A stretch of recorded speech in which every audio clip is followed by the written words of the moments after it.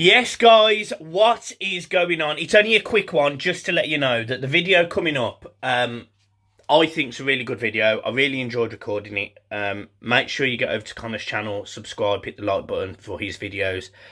It's basically comparing Everton, Burnley, and Leeds and getting an outsider's view. Connor was brilliant. Connor was exceptional. So just go over, do me a favour, hit the like button and subscribe. Want to get a few views on this, guys. Have a good one. Keep smiling. Enjoy the video. Peace.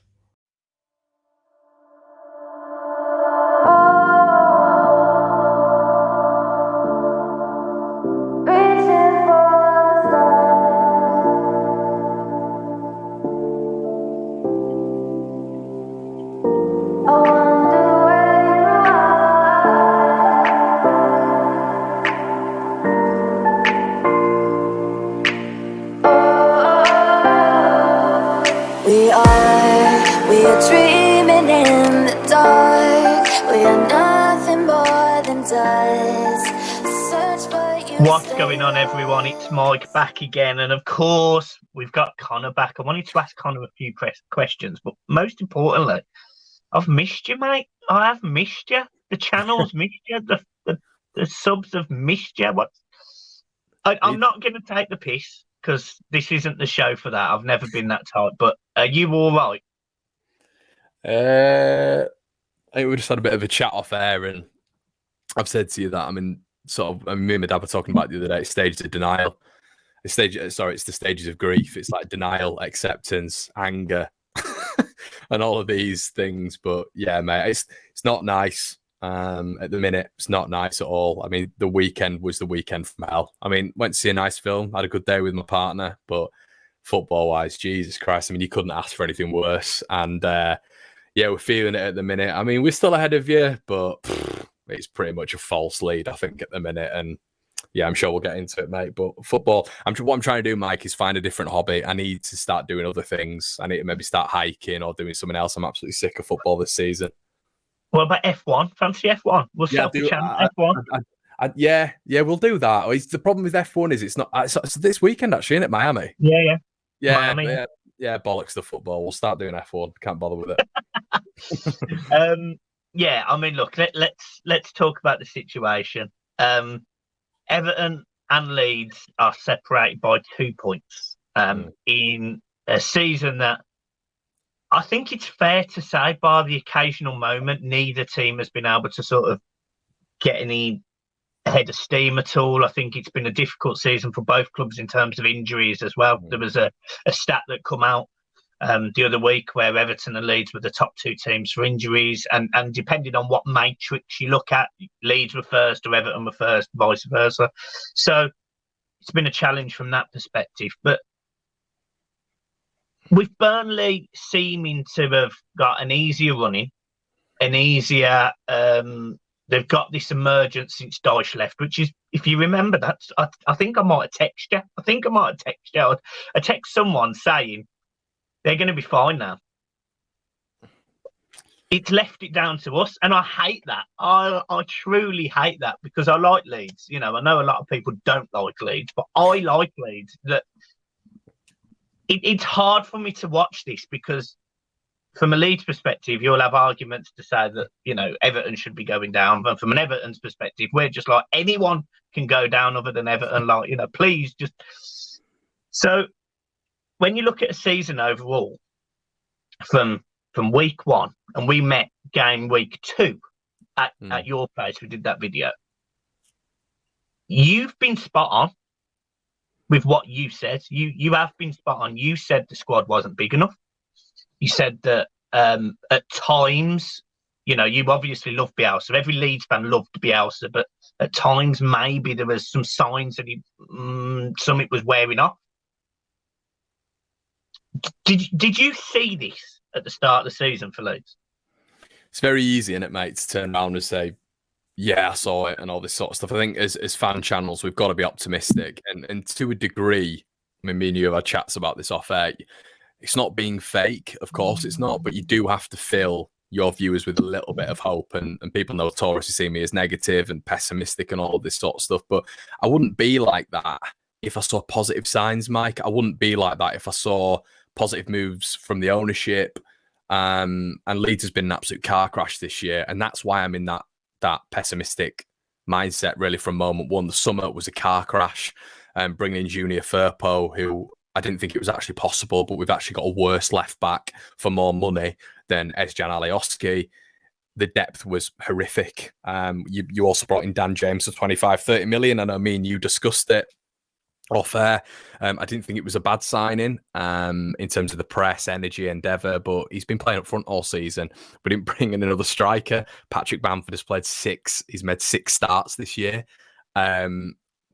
It's just been what they've done, mate. Is, I know Everton have been financially mismanaged, but what they've done is this board, they've relied on what Leeds have done last season, and they've been arrogant and they've been naive to the Premier League. We've not stepped on the accelerator. We've not brought players in and attracted them with that top 10 finish. We've rested on our laurels. We've gone again with an aging squad, a squad that is ran into the ground, with a manager who was trying to get the best out of them. And I just looked at that summer and I thought, we've not addressed the central midfielder problem. We've not got a central midfielder in 9 transfer windows. We went in with 2. We went into the season with 1 striker.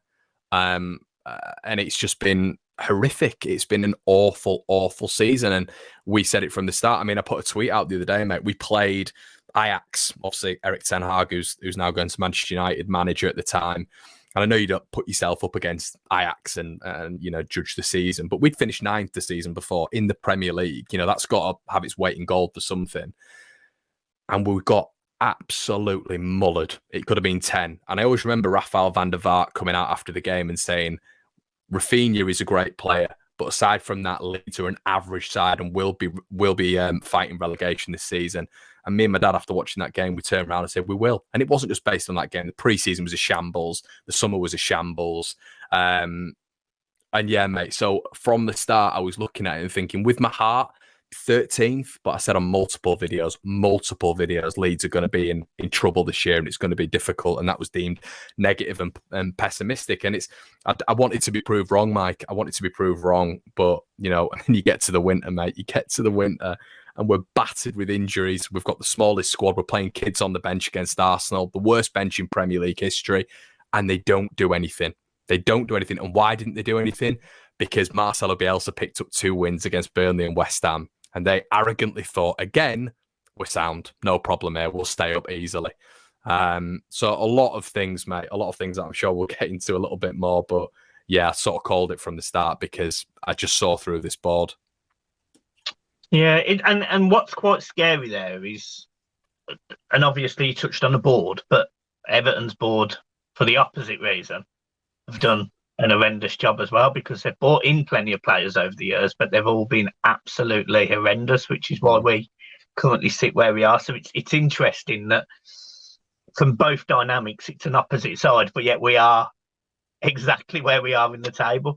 When we played you at Ellen Road at the start of the season, game finished 2-2. It was me and you got battered, actually, because we thought it was a poor game. I thought it was a poor game. I seem to remember you saying it was a poor game, but a lot of people were more optimistic, I think, from both sides, that it was a good game. Everton had a really good start to the season. I think after 5 games of a second, it was all buzzing, all positive.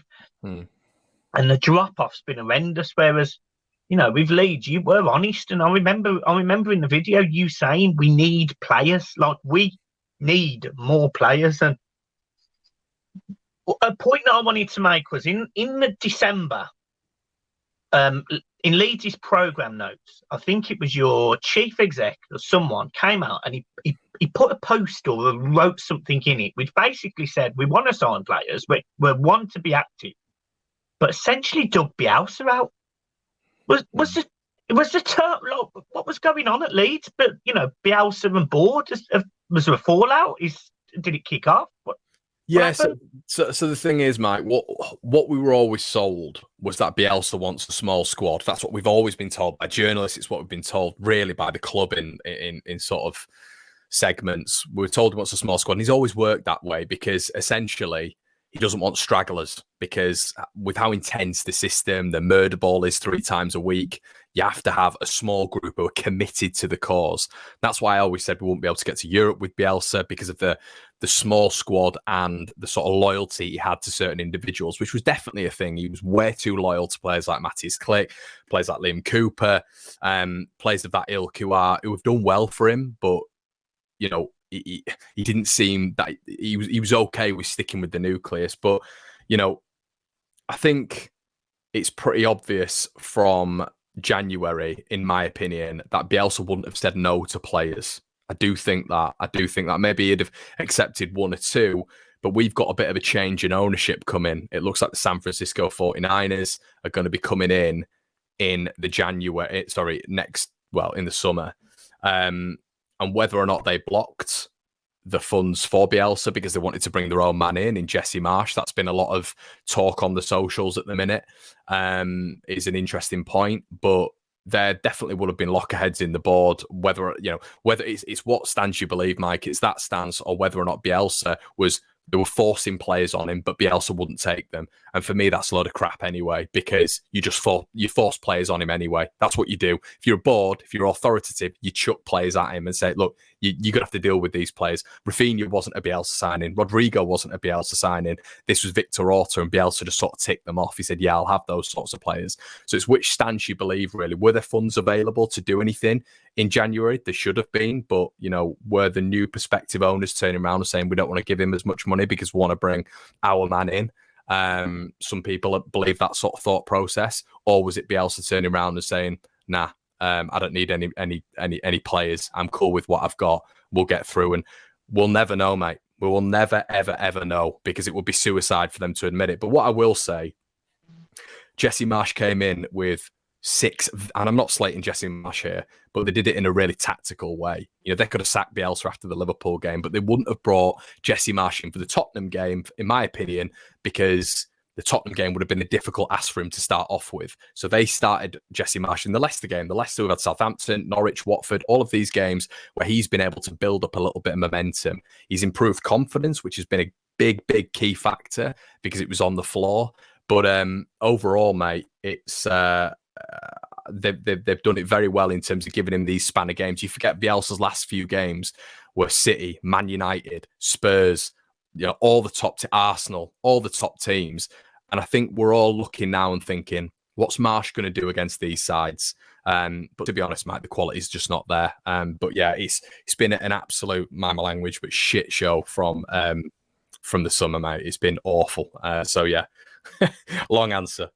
You're not new to this channel, so never mind your language. Yeah, it was interesting for me because when I look at Bielsa and I look at Jesse Marsh, I do see similar. And you might disagree with this because you watch Leeds more regularly than I do. But from an outsider, I do sort of see similarities in tactical styles. I felt like, I can't remember which game it was, but I felt like he would put more people in midfield because I think he had Phillips back and he didn't. And I sat there and went, I don't quite understand why you haven't done that. I can't remember what game it was. But I think Jesse Marsh hasn't done a bad job. But there's still some fans that I've seen on Twitter, there's fans on other socials that I've seen that are digging him out. And I'm just wondering, are they digging him out because they were so pro Bielsa, or are they digging him out because they're frustrated at the club situation? And it's hard for me to work out being an outsider. Yeah, it's an interesting one, Mike, because Leeds fans are turning around and listen, we all know that we put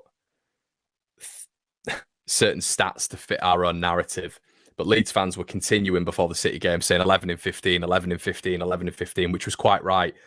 But he also had 2 games before that, which we lost. So it was 11 in, I believe it was 21.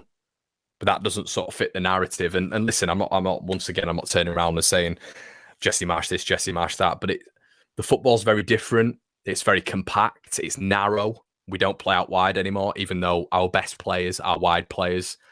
I don't think the players understand the style fully yet. Sometimes you'll get them playing out wide. Sometimes you'll get them playing centrally. Players sometimes are flinging their arms in the air, not really understanding where the options are. So what we used to do, Mike, is we used to build up through the fullbacks and we play out wide. That's what we did with Bielsa. We make the pitch as wide as possible. Now we've gone to a style where it's purely narrow.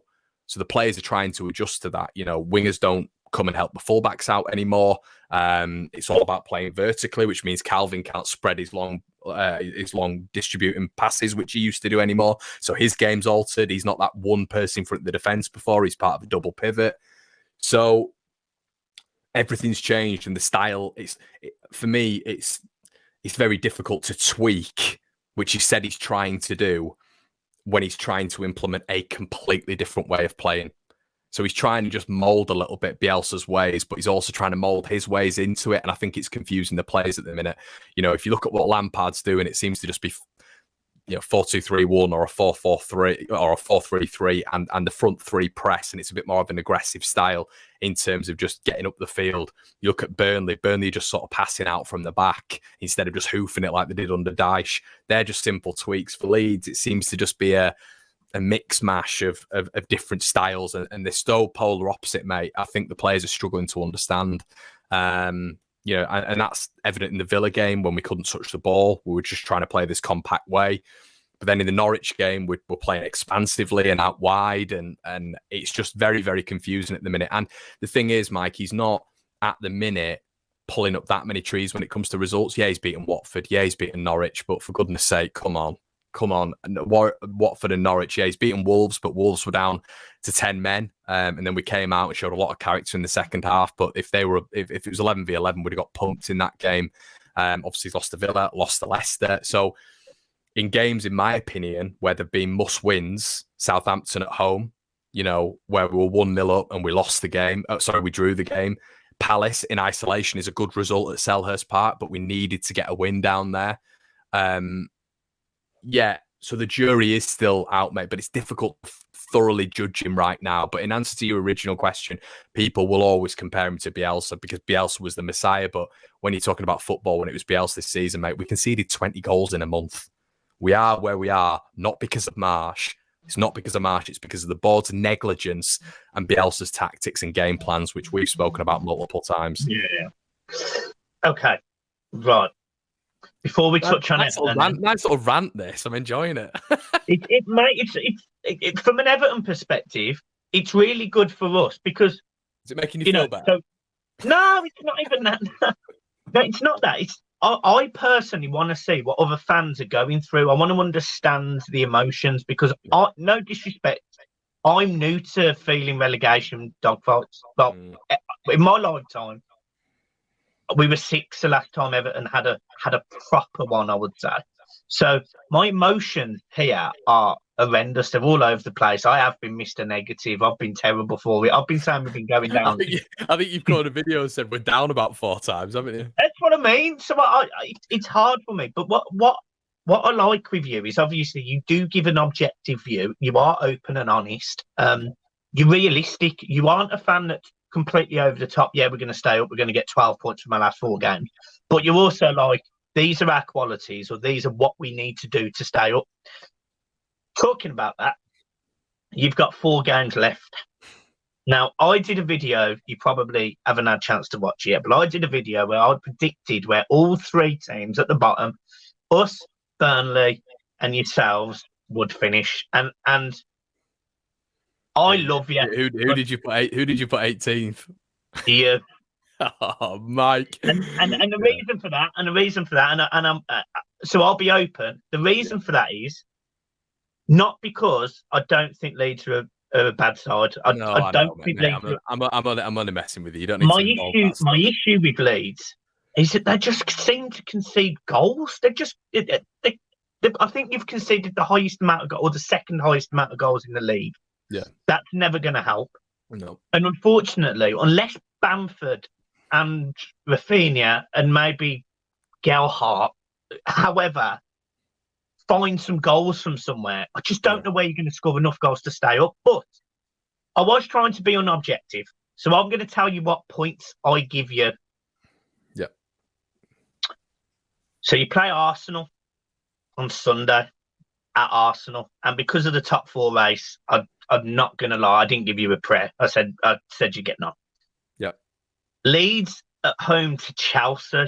Now, I was so borderline on this because I have no doubt Leeds are capable of beating Chelsea. I said this, but I just think with the wobble that Chelsea have had, they might want to finish strong. So I suspect you might get a point. Yep. You then play Brighton at home, which I know are a bogey side for you at times and have been in the past. But I did give you 3 points. I said, fair play. Right. I said at the end of the season, because of who Thomas Frank is and the fact that Brentford come into this season with a home win against Arsenal, they're going to want to finish the season with a home win. And I said that they would beat you. So I said you've got 4 points, which would put you on 38. I also predicted that Burnley would get between 38 and 39, which would relegate you on goal difference. Yeah. And that's how I unfortunately think it's going to go. And I actually predicted, and this might be biased, but I actually predicted that Everton would finish on either 39 or 40 points, depending on what we do against Leicester.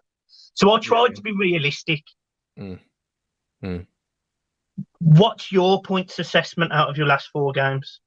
Well, I've been assessing it that much that I know every single fixture for all 3 teams. So do I.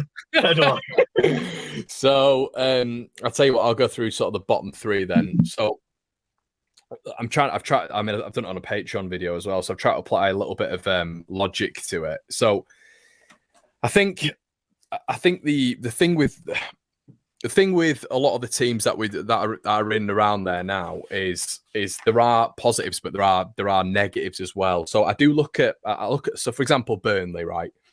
Everyone keeps talking about Burnley, and they keep saying so Burnley have won, I think it's 3 out of the last 4, and they'd won 4 games all season, and that's why I always say you've got to separate the relegation run into the rest of the season because teams just seem to boost another 10. Yeah. So Burnley, how long can they keep this up? Are they going to continue winning and winning and winning and winning? Are they going to continue picking up points after point after point after point? Like, quite right, they might do. But I do look at the caliber of the team, like I did with Leeds, and I think I'm not 100% sure they'll keep that up. I mean, mate, I think they've had 8 different scorers in the last 6 games. Yeah. I mean, Ashley Westwood's gone off with a broken leg, who's one of the better players. They seem to have kicked on. Dyche's been sacked. They brought an unknown in and the captain, and they seem to have it's so unlucky, like for us, that this is an incredible run of form that they've started. But how long can they realistically keep this up? And then you look at the fixtures, mate. Villa away. Now, I know Villa aren't on incredible form at the minute, but they've got quality. You know, beat Norwich at the weekend. Villa away, they're not going to beat them. They've got Villa twice. They're not going to beat Villa twice. So let's say if they beat them at home, which I think they've got 2 games later, you give them 3 points there. They're not going to beat Spurs. They're in a top 4 running. In my opinion, I think Spurs win that one. And then you go to Newcastle, and this is why I think it's going to go to the wire. Newcastle plays as an argument, they'll be on the beach. But there's another argument that players like Fabian Schär, Jamal Lascelles, Dubravka, Chris Wood are going to be playing for the futures because Bruno Guimaraes, Dan Burn, Kieran Trippier, players like that are being moulded in. So they need to prove something. They need to prove something to the manager and say, no, look, keep me on. I've got something to prove to keep me around this new building process. So Newcastle could be a tough game for them. So I don't think they'll win that Newcastle game. I think they'll draw or they'll lose. So probably a little bit like you, I sort of put them on about 3 to 4 points, which obviously would relegate Leeds, depending on what goes on. Everton, I think you've got the favourable running, but I did a little bit of investigating the other day, and Everton have got 12 points, I believe, or they've got 11 points from the top 6, which is incredible. It's absolutely incredible. But they have dropped points against a lot of the teams at home in and around the bottom, combined with a very, very bad away record. So I know Everton get up for the big games, 100%. You're incredible against the big 6. It's almost like, you're part of that big 6 when you play them. Like, it just seems like Everton raised the game. The crowd are incredible. Scenes are incredible outside. I do wonder, you've dropped points against Wolves, dropped points against Villa, dropped points against Watford, drop points against these teams, Brighton at home. So I wonder if Brentford and Palace come to town, is it going to be the same atmosphere? Is it going to be the same hostility? Are the players going to be as up for it as they were against Chelsea, Man United and Arsenal? I don't know. That's a question. But Brentford and Palace are still very, very good teams. Well, not very, very good teams, but they're still good teams, and they're good teams away from home as well. So I do think there are twists and turns, but like you say, mate, that's me grasping onto it. With Leeds, we've not got any points against the top six. None. We've lost 42-6 to the top six. But even though we lost 4-0, we were better. We were a lot better against Man City. I mean, there's no chance it was a 4-0 game. It was probably a 2-0. Yeah. And we missed gilt-edged chances. Yeah, two big chances. So, yeah, like you said, it's the goals. Leeds haven't scored. In the last 8 games, Leeds haven't scored in 5 of them. But Bamford's going to be back. So that's huge. He was back for the first half of the Norwich game, and we look like Leeds of old. So many things to talk about, mate. So many things encompassed. But overall, if I'm boiling it down, I do think Everton will stay up. I do think Burnley will stay up, and I think Leeds will go down. Yeah, that's what I think. I don't know. I've tried. I just think maybe Everton. I mean, I do look at that Brentford game when you beat them in the cup 4-1, and I think, are the fans good? You know, the fans were up for that game. I know you just come off the back of a 1-0 loss to Villa, but I don't know. I think the funny thing is, I don't know if you think about this, and this might be expectations of Everton fans because you've been in the Premier League so long, so you don't clap off a defeat. Leeds fans clap off a defeat. And I wonder with the psychology of this side, whether or not that's a good or a bad thing, because you don't need to boo them. But when you played Villa at home, you got beat, Steven Gerrard, this, that, and the other. There was no clapping. There was no sort of like call for you know, let's go, come on Everton, all this sort of stuff. With Leeds, we get pumped by City. And Jesse Marsh is going round like doing that to the fans. Come on, let's go. And the fans are going absolutely nuts and jeering the team and all this sort of stuff. And I do wonder if that works against the psychology of this lot, because it's like, even when we lose heavily, we still get clapped off. So I think there's a bit of a difference with Leeds and Everton there in terms of the expectations, but we have been in the abyss for 16 years. So, yeah. It's hard to judge. I can tell you from an Everton fan perspective that the atmosphere that you saw, and you commented off air, and you've just commented as well, you know, the smoke. I mean, we're showing somebody around with smoke bombs and throwing them back into crowds and all sorts, you know, my God. Why has he not got banned for that, by the way? Well, it doesn't matter. That'd have helped us out. There's been a few VAR decisions that haven't gone our way. Let me throw that in there. Yeah, Man City one. Another one, Man City, though. That was another game at Goodison where you were right up for it and you were really unlucky. But it's interesting, isn't it? Because the bottom teams, me and you've spoken about it, but a lot of the teams in and around that bottom 12, 13, you have dropped points to. You pick up points at home all the time against the big boys, but you do drop points against the teams who are sort of a little bit smaller. It would not surprise me, and this might sound mad, but it would not surprise me if Everton go to Watford and lose, but get a point away at Arsenal. Yeah. Like it wouldn't, you know, we've gone to Chelsea and got a point. We went to Man United and got a point. Yeah.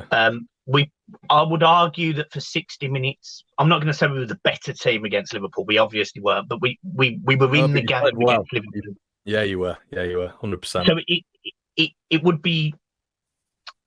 It just wouldn't surprise me. I think Everton get if we. I think we can draw against Leicester because of the game they've got tonight. So I've put a point down. I think if Everton are on it, they should beat Watford. I think they should. Watford have got the worst home record in the league, but Everton also have the worst away record in the league. So, but mate, Watford are horrific. They are awful. Yeah. They're such a bad team. So yeah, they only scored 5 past us at Goodison. That's it. So you've got that. So. You know, the optimism in me is going, oh, yeah, Everton get 4 points in the next 2 games. And then, to be honest, it probably doesn't matter going into the home games. But the way that this season has gone, we'll lose to Leicester, we'll lose to Watford, and we'll have to win our home games. And then we'll have to get something against Arsenal on the last game of the season. That is the way that this season's gone. Yeah, I agree with you about Burnley. I think Burnley's bubble will burst this weekend against Villa. I think they're at home. I think they're at home this week, and then I think they are. Yeah. Sorry, they are. Yeah, they're at home. Yeah. But I said that they'll get a draw. I said it'll be 1-1 because Gerrard won't want this season to end with his players on holiday. And no disrespect, Gerrard's got a lot of pressure on him after they've sort of had this horrendous blip at the end of this season where they looked so good at one point, say 12 weeks ago.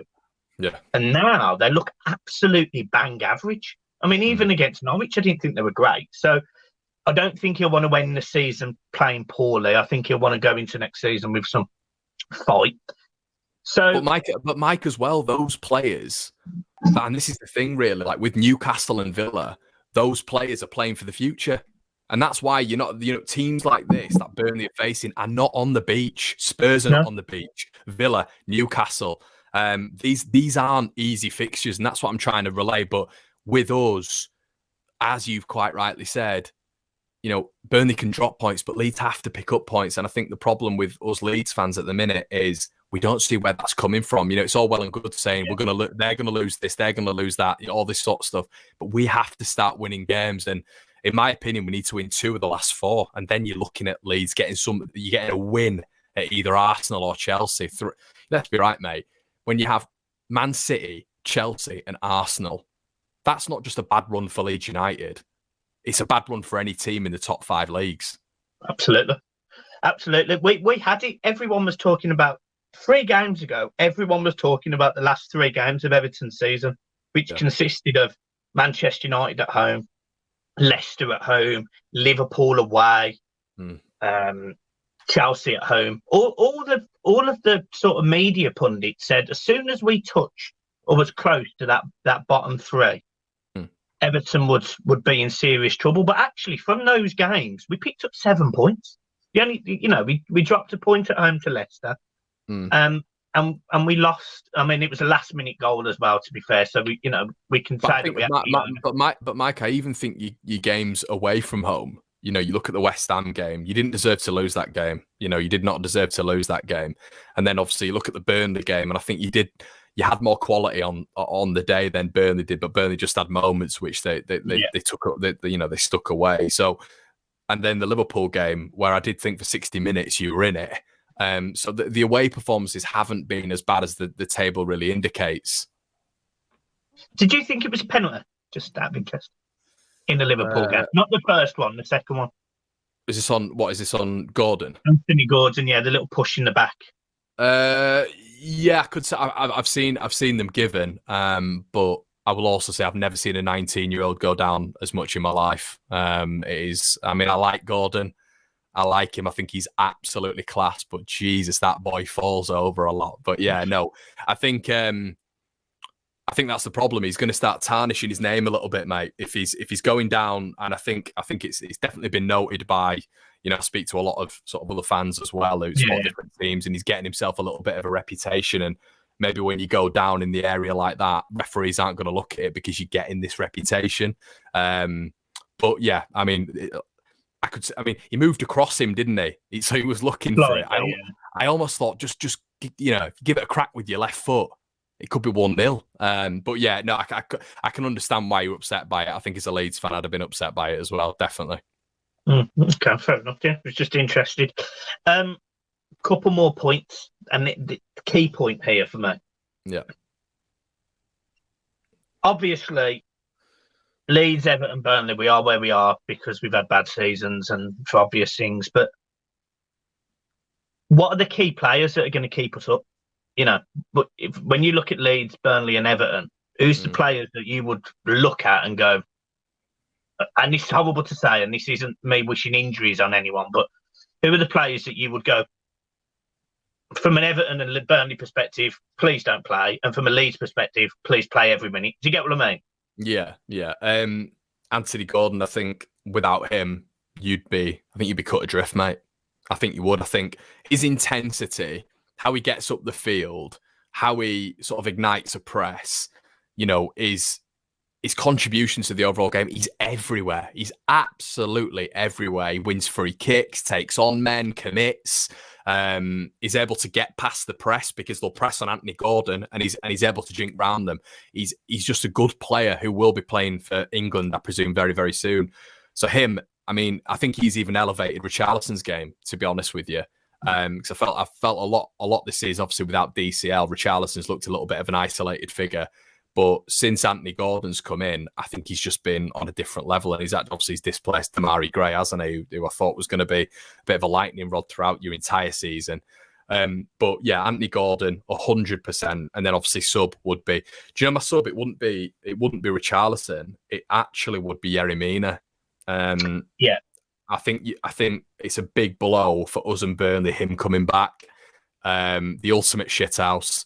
But he is a good player as well. He's a decent player, and he's a leader, which is massive for Everton to bring him back. So it'd probably be those two. It'd be Gordon, because I think if you take Gordon out, Richarlison's game goes down consequently. But I think you take Mina out and that entire back line, it's a clean sheet against Chelsea, isn't it? It's a good defensive performance. Obviously, throw Jordan Pickford in there, but Burnley, I'd take out. I mean, I think it's obvious for me. Nick Pope. Pope. They are not that good defensively. They're not. You get behind them frequently. He's a fucking nightmare, that guy. He's an absolute nightmare. Honestly, mate, I'm watching him. Obviously, I'm watching Burnley every week now. They're not that good defensively. You can get behind them, but he's so confident, so calm, so assured, so composed. He's massive. And he's just, I think he's just such a good keeper. I think he could be a top 6 keeper easily. And then Charlie Taylor, obviously, I'll make no mistake about it. I went to school with Charlie on the left back, and he's just top. He's a top player who could be playing in a top 10 side. So I'd take those two out 100%. I think without those two, I think they plummet 100%. I think you take Nick Pope out of that team, and they're down by February sort of thing. And then Leeds, obviously, I'll discuss players that we need, and it's Bamford, who's been out the entire season. Dallas has broken his leg. Fucking hell. And then Cooper looks like he's out again. So paper is so the squad is made of sort of wet polo mints, mate. It's breakable. So it's like so we need to keep hold of Bamford in that 11, and obviously Phillips. Yeah, probably those two, mate. We can't those two. I mean, we don't even know when Bamford's back. Hopefully it's this weekend, but when he does come back with 3 games to go, we can't. I mean, get him on with one leg. That's what I say. But yeah, those two, mate. You know what I mean? So one leg Bamford's better up front than Dan James. Oh, dear. Right. Is there anything you want to ask me? And you don't have to, by the way, but is there anything you want to ask? Is there anything you feel that I haven't touched on that my audience might want to watch? And obviously, if you are still watching, make sure you go over to Connor's channel and subscribe. There will be there's a little video at the start of this that's just going to come out and say to subscribe to my guest anyway. So make sure you subscribe. Connor's also got a Patreon, so if you are interested in some Leeds content, just subscribe for a month. Just follow him for a month and see what sort of. Got a load of relegation running stuff on there, mate. Any Everton fans who want to come in just for the month or whatever, that come along. I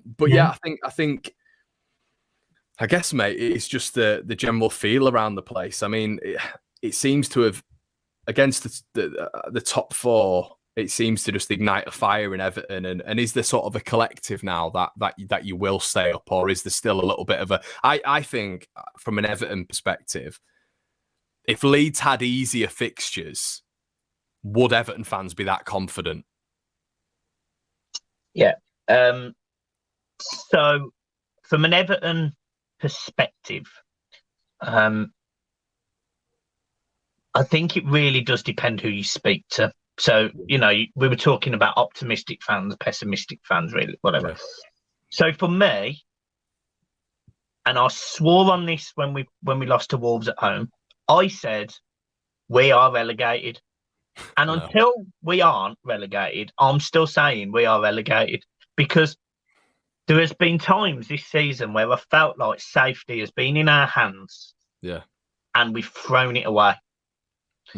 Performances against West Ham where Michael Keane throws himself into a tackle and gets sent off, and I never want to see Michael Keane again, and that still stands. Like that doesn't change because Everton have gone on a decent run. Like, these players have hurt me and many other Evertonians this season. So I'm not all of a sudden going, we're staying up, because the way that this season's gone, I didn't expect Leeds to pick up 7 points on that run. I didn't expect you to go to Palace and win. I didn't expect you to go to Wolves, be 2-0 down and win 3-2, even with 10 men. You've shown that you are capable of picking out one of these random results. Burnley have been able to pick up random results. You know, they were 2-1 down against Everton. They managed to put it back and win 3-2. Yeah. The games that they've had subsequently, I think they've won 4 out of the last 6 or 4 out of the last 7, which is a great one for a team like Burnley, who are at the bottom of the league. And as you said, this happens at the end of the season. So it's very frustrating. I haven't seen Everton, in my opinion, have one of those games because, and I don't know whether this is, as you said, the mentality thing, but I expect Everton to beat Chelsea at home. I expect Everton to beat Manchester United at home. Yeah, I actually expect Everton to go to Arsenal, go to Chelsea, go to Manchester United, Man City, Tottenham, and put in performances that I'm proud of, because maybe I'm guilty of not seeing Everton as a relegation battling team. Maybe I'm guilty of seeing us as a. You're not guilty when you spent that amount of money. You're not guilty. That shouldn't be the case. No, it shouldn't, but that is where we are, and that is because our ownership are pathetic. Like from board level to the players at times have been pathetic. And what I'm proud to say, and me and you had this little debate about this, what Frank has at least done is came in and he's given these players an intensity which they definitely didn't have under Rafa Benitez. He might not be the best tactician. He might not necessarily be the best to the media. He might be a bit arrogant and all of that. And we've all mentioned all of that. But at least he's got into these players. You play for this shirt and you show the fans what you're capable of when they are doing all of this to reciprocate back. So I think Everton win the last 2 Everton home games. I think Everton win them irrespective of Leeds' fixtures. I do. But Leeds have just they've gone into games. The Southampton game was prime example.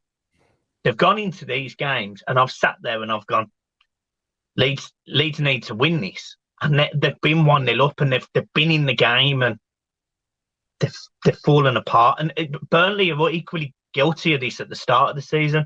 I just feel like this has come at the very worst time for Leeds, which is why Everton are a bit more optimistic.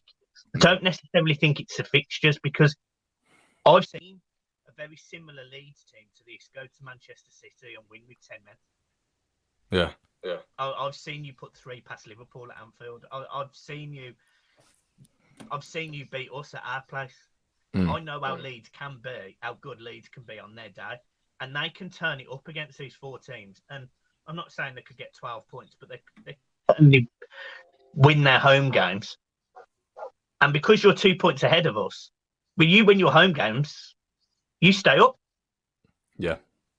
So I'm still shitting myself, mate. And the only way that's going to stop is if Everton get a point at Leicester and beat Watford. And then in a week's time, if we was to do this video in a week's time, I'm either going to be, Connor, I love you, but Leeds had fucked it, or Connor, Everton are going down, mate. How am I meant to react? That is how I feel this week is massive for Everton. Do you know what the mad thing is as well? You've never experienced relegation. And I think that's a huge thing, because and that's why we're also down at the minute. And because obviously we think it's happening to us, but it's horrendous, mate. Like, and I'm hearing all this stuff like, we're going to bounce back. I think 3 or 4 teams have bounced back straight away in the past 20 years. It's the most difficult division, and people in the Prem don't get it. They live in this bubble where it's all about, getting closer to the top 4 and the top 6, and I get it. But when you drop, it's It is an awful division to get out. It's ruthless. You're everyone's biggest game, which Everton would be. Leeds are. Anytime we go down, mate, we go to Luton, Birmingham, Millwall, and we'd be their biggest game. They'd sell out, and that continuously happens because, you're everyone's cup finals. Everton would be the exact same. And I think it is really interesting, that aspect of Everton not going down, and obviously you not experiencing that in your life because, it's especially with your position and our position at the minute, it's not a good outlook. But this is the thing that would hurt is Everton have already got issues off the pitch. Every single Everton fan. Mike, can I just add to that as well? That's because that wasn't a question, that was a statement. You might survive this season, but are you a little bit worried that the long-term future of Everton is a big, big problem? Because I couldn't believe those accounts that were released. And yeah, we might do it this season, but I think there is a massive possibility with Everton that this is going to be a formality. It's sort of what do they say? It's not if but when, but it's the opposite way around, isn't it? It's when is it going to happen? So the season before Aston Villa went down on the second lowest points total was they went down with 17 points. Everton and Villa are in similar positions because they stayed up by a point on the last game of the season before they went down. Next season is massive because if Everton struggle like this, then I think we are in that position. I am very worried about next season already, and for both reasons. Either we're a Premiership side that can't probably spend money at all. If not, how do we generate the money? Who do we have to sell? Is it Calvert-Lewin, Richarlison have to leave? What does it look like for Everton next season? And if we get relegated, well, that's even worse because there'll be a fire sale. There'll be new regulations regarding financial fair play. All in the background, Everton are building a 52,000 seat stadium that I've got no doubt they'll fill for the next 5, 6, 7 years. But what happens when the fans that would be Everton fans are then supporting Man City or supporting Tottenham or supporting Liverpool? All of a sudden, you're losing a generation of fans as well. So you ended up going down and actually being permanently planted there. Yeah. Next season, I don't know how they do it. And I almost, to the point, don't really care as long as it's not a points deduction and maybe a massive fine instead. But Everton have to reinvest in this team because this team is toilet. Like, it's absolutely toilet.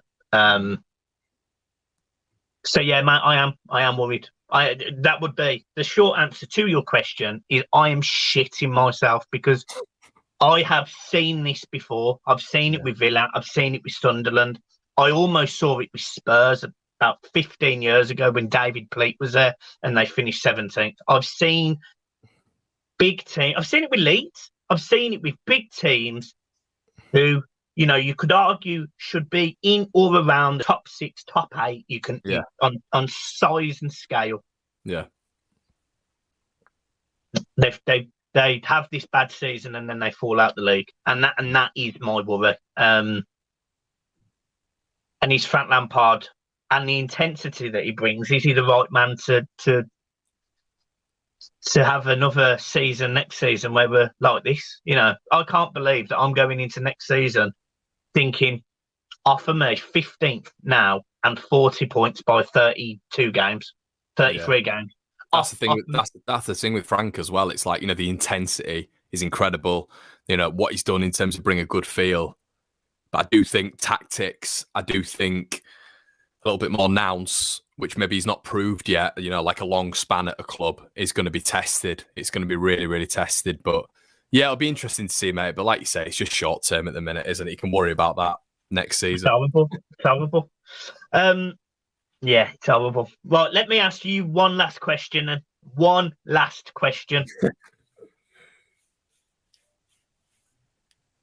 You ready? Go on. If Leeds get relegated, or Burnley, or Everton, and you've just said the Championship's really difficult. Yeah. How many years would it take for each club to come back up? Fucking hell.